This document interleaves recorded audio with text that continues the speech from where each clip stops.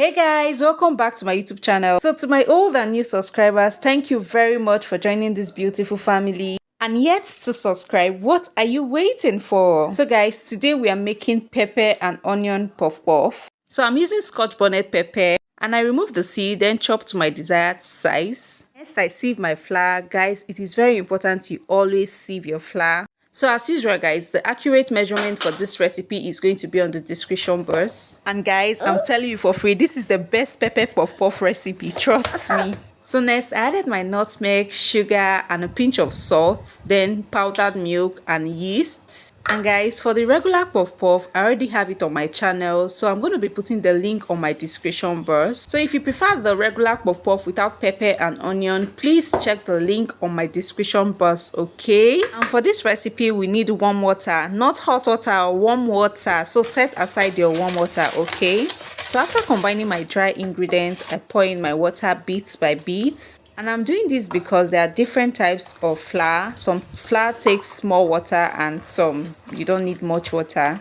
And here is the consistency we want. So I pour in my chopped pepper and onion and then mix gently.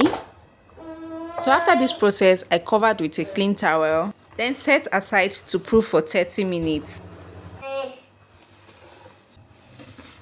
And guys, 30 minutes later, our puff puff mix is ready. So I added onion to my oil for extra flavor. And guys, this is one secret to get that very yummy puff puff, trust me. So after scooping your puff puff, you flip, and when it's golden brown, your puff puff is ready. And guess what guys, at this point my kitchen was calling. And guys, this was super yummy. You know how that street puff puff used to taste now? Guys, this is it. I'm not capping. So thank you guys for watching. Bye bye.